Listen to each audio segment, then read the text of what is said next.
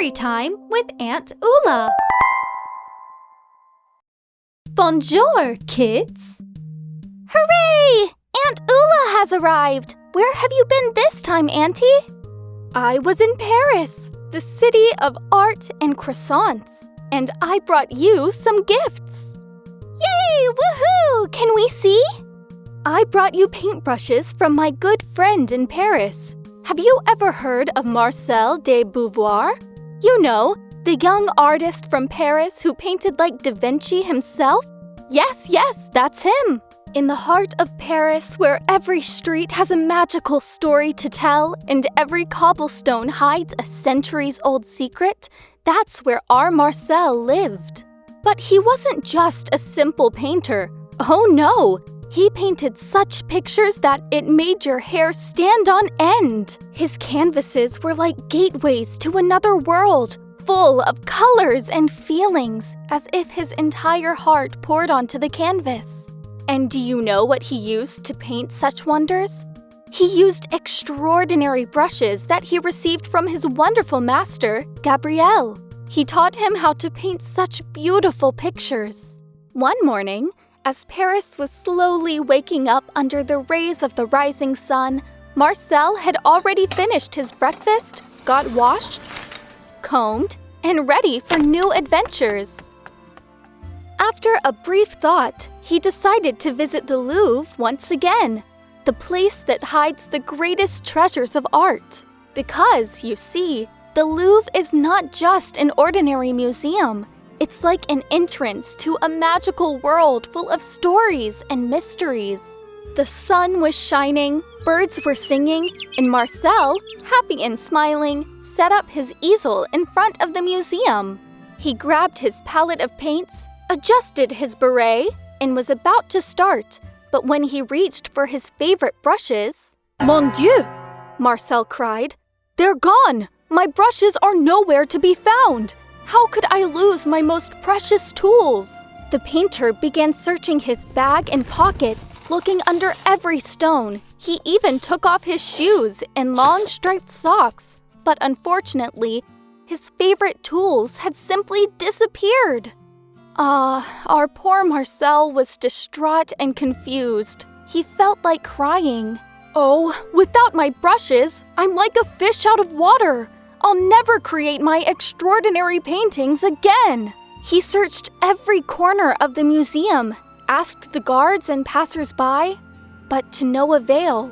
In the heart of the Louvre, Marcel lost not only his tools, but also all joy in life. The painter, however, was lucky.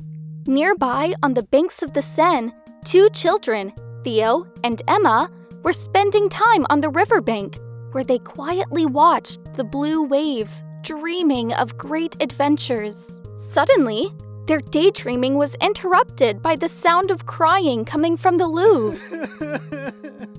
Pulled out of their fantasy world, they looked at each other curiously and without hesitation set off in the direction of the mysterious sounds. They walked through the streets of Paris, looking for the source of the sounds, until they stumbled upon the distraught artist. "What happened?"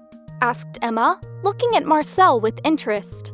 Marcel explained the whole situation to the children, telling them about his missing brushes. Our friends, Theo and Emma, being children with golden hearts, exchanged glances and immediately knew that they had to help Marcel recover his extraordinary tools. "Don't worry, Marcel," assured Theo, standing on tiptoes to look him straight in the eyes.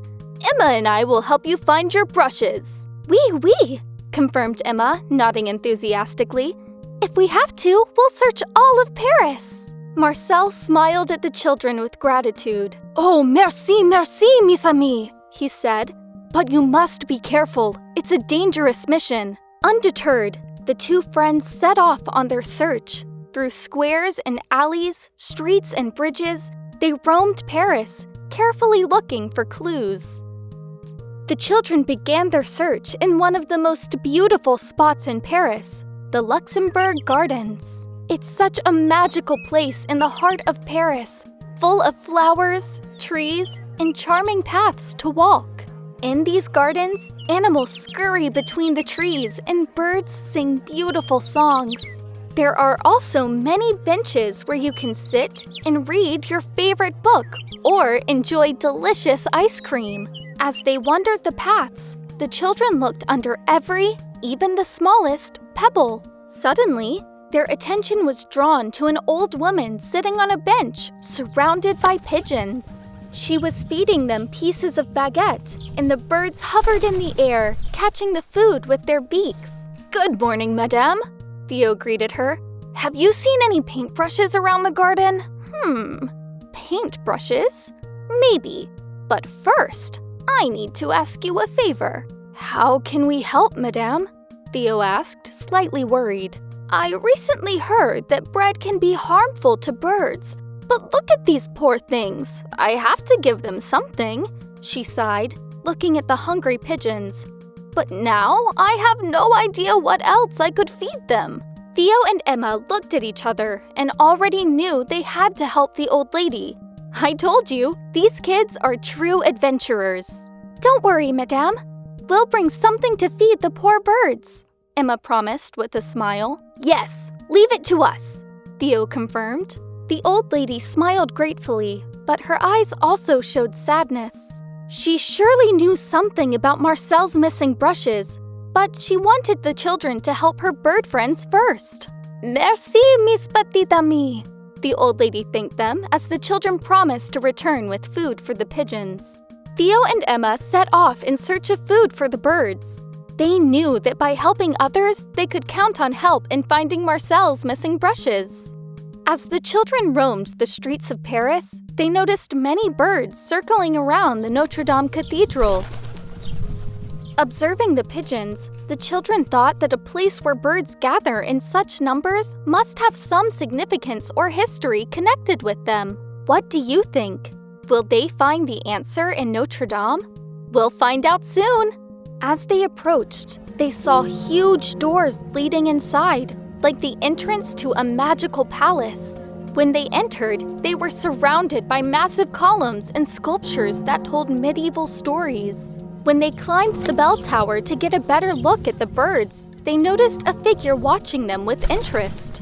It was the Hunchback of Notre-Dame, known from various legends and stories. A real star, a Parisian celebrity.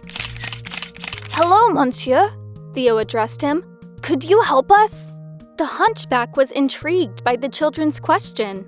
After listening to their story about the old lady and the need to find sustainable food for the pigeons, he agreed, but on one condition. He wanted the children to make him stop being ugly and hunchbacked. "But how can we do that?" Emma asked, surprised. "If you can show me that I can also be beautiful, I'll tell you the secret of what Parisian pigeons like the most." Theo and Emma looked at each other in surprise, but decided to try. They promised the hunchback that once they found Marcel's missing brushes, the artist would paint his portrait, capturing what is most beautiful about him. They knew that Marcel, through his art, would make the hunchback see himself as the children saw him, a person full of beauty that lies deep within him. The hunchback was somewhat amused by this proposal, as he didn't believe that he would like his reflection thanks to art. But he also wanted to help the children, so he agreed to this unusual deal. "You know, children," the hunchback began, "I have lived here in Notre-Dame for many years, and during that time, my only companions were the pigeons. I observed their behavior, their habits, and daily needs, and pigeons are unique animals. They can eat various foods, but what serves them best is grain, especially corn, peas, or barley." "And where can we find these grains?" asked Theo. "Don't worry. I'll give you a pouch with a mix of grains that I prepare for them myself. It's a proven recipe that I've been using to feed my bird friends for years." With a smile, he reached into his pocket and pulled out a small pouch filled with colorful grains. "Please, do this for me and for them. I hope these grains will help satisfy their hunger and take care of their health." Theo and Emma accepted the pouch gratefully. Now they were sure that thanks to this experience and care for the birds, they could offer them exactly what they needed. They promised that as soon as they returned to the Luxembourg Gardens, they would distribute the grains among the birds and share the knowledge with the old lady. Theo and Emma returned to the woman with the pouch full of grains, ready to feed her bird friends. The old lady looked at them with great joy in her eyes. "Merci, Miss Petite Amie. Finally, I can feed my beloved birds." The expression on the woman's face suddenly became serious. "Now listen carefully. I have important information for you. Last evening, while I was walking home, I noticed a little boy carrying paintbrushes similar to those belonging to Marcel. Oh, and the most important thing, the boy was heading towards the Eiffel Tower." The children knew they had to reach the Eiffel Tower to find the trace of the mysterious boy. This enormous structure is the most famous symbol of Paris, located not far from the Luxembourg Gardens. It looks a bit like a giant iron letter A rising high into the sky, as if it wants to touch the clouds. And when you climb to the top, you can see the whole city lying at your feet. When they arrived at the tower, they noticed an interesting figure standing out from the crowd. The man was dressed in a striped shirt, black overalls, and wore a red beret on his head, his face entirely covered in white paint. Do you know who it was? It was a Parisian mime. You know, children, a mime is an artist who expresses emotions and tells different stories through body movements and facial expressions without using words. They decided to approach him, hoping he might have seen the boy. "Hello, mime. Have you seen a little boy with paintbrushes?" Theo asked. The mime looked at them with interest, but, of course, couldn't answer with words. Instead, he began waving his hands in a funny way, making Theo and Emma burst into laughter. Suddenly, the mime reached out and showed them a piece of paper he took from his pocket. "Maybe this is a clue," Emma exclaimed enthusiastically. "Maybe the boy left the brushes on the Eiffel Tower." Theo and Emma quickly followed the mime's suggestion and headed towards the tower.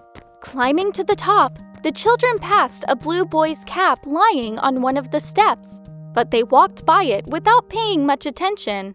They didn't think it might be the next clue. Suddenly, they heard loud panting behind them. They quickly turned around, worried. To their surprise, the mime, who had tried to catch up with them, appeared at the top of the tower and joined them. Despite his visible exhaustion, he gestured even more wildly than before. "Something tells me this mime has more to say," Emma said, trying to understand his signs. The mime pointed to the cap and then to himself, gesticulating as if he were trying to explain something. "I think he's trying to tell us that he saw the boy carrying those brushes, and this must be his cap," Theo concluded. "Just in case, I'll take this cap. I think the boy would like to have it back," Emma said. At that moment, the mime grabbed a pen and started drawing something on a piece of paper he took from his pocket. When he handed it to the children, they saw a drawing of the Arc de Triomphe, and next to it, a little boy in a cap holding paintbrushes. Do you know what the Arc de Triomphe is? The Arc de Triomphe is a huge gate built in the ancient times. But why?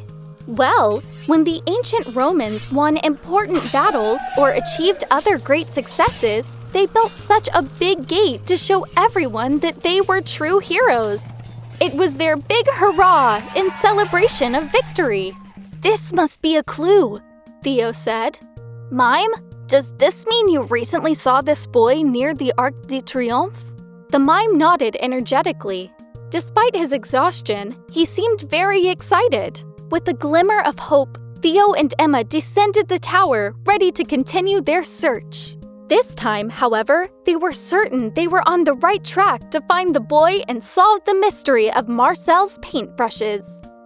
When Theo and Emma reached the Arc de Triomphe, their hearts beat faster. They saw the boy standing by the monumental gate, painting it with great dedication. He was very focused, and his brushstrokes were quick and decisive. The boy didn't notice the children approaching, still trying to capture every detail of the arch. The children moved cautiously, not wanting to interrupt his creative frenzy. "Hi, my name is Theo, and this is my friend Emma," said Theo, trying not to disturb the boy. "We'd like to talk to you."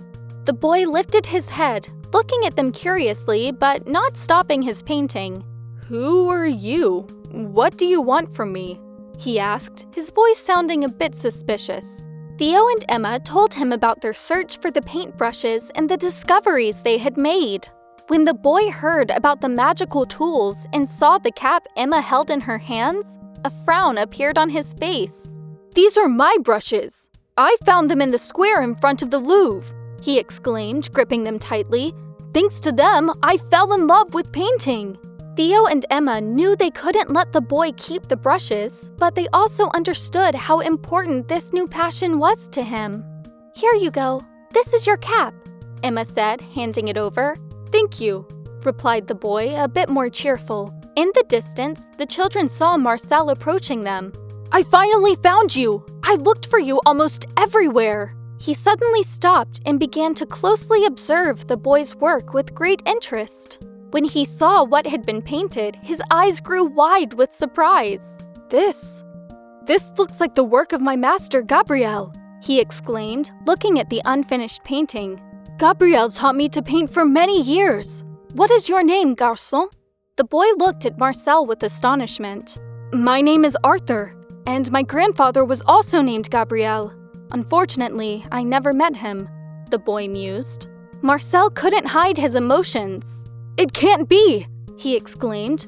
"Your grandfather was my master. I know he searched for you for years. You have just as much talent as he did," he added.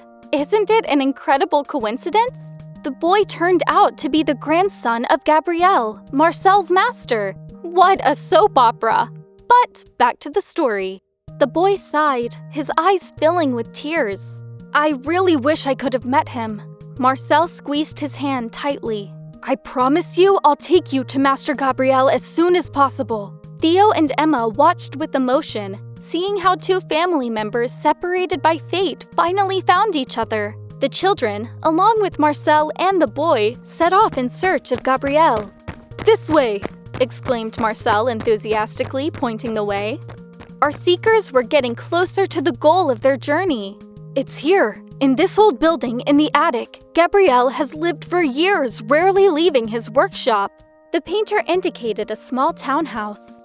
For a moment, they all stared at the building with excitement, feeling their hearts beat faster. When they reached the attic, they knocked timidly on the door. "Who's there? I don't want to talk to anyone," shouted a frustrated Gabriel. "It's me, Marcel, your student. I have important news for you," responded the young painter. They heard footsteps approaching the door, and an older man with a prominent mustache wearing a paint-stained shirt opened it for them. Gabriel looked at them with eyes full of surprise. "Marcel? What are you doing here?" asked the astonished painter. "I brought someone I'm sure you'd like to see," Marcel said, his voice trembling with emotion.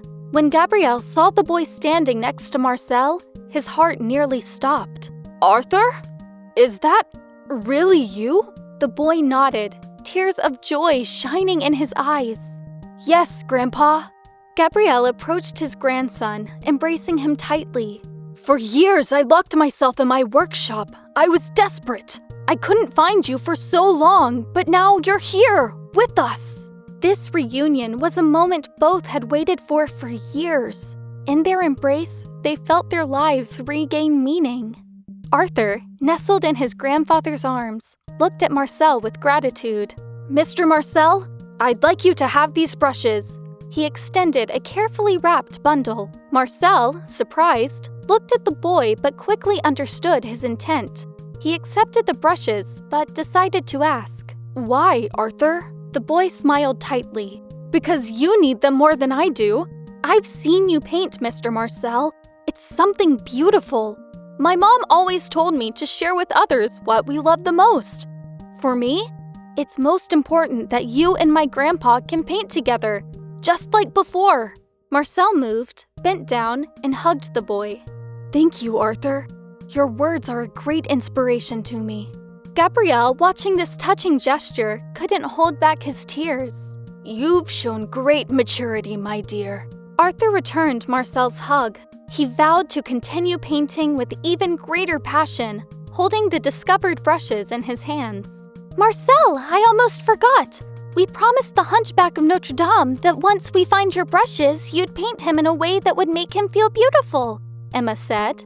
Of course, I'll do it with great pleasure, Marcel replied. The children and the painter returned to the cathedral to complete their final mission. When they arrived, Marcel joyfully began his work. For many hours, amidst the sound of the bells, he painted a beautiful portrait of the hunchback. When the painting was finally finished, the bell ringer seemed deeply moved. He stood before the painting that depicted him, but now he was full of beauty. Marcel had painted the hunchback surrounded by his friends, Emma, Theo, and the pigeons joyfully flying around him. It was a moment when he understood that beauty wasn't just a reflection in the mirror, but also the smiles he could bring to his loved ones. Thank you, Marcel, he said, moved. You've reminded me that there's beauty in each of us. We just need to see it. Ah, what an incredible story, isn't it? But unfortunately, every story has its end.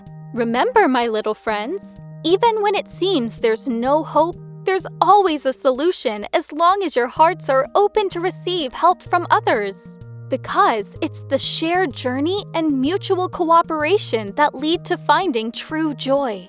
So don't be afraid to ask for help, and never forget that together we are stronger. And so, my children, it's time for us to say goodbye. No! Tell us more, Auntie! Don't worry, because soon we'll meet again with a new exciting story to tell. Tomorrow, I'm flying to another amazing place. When I return, I'll tell you all about it. See you next time. Au revoir! For more great stories, visit our channel.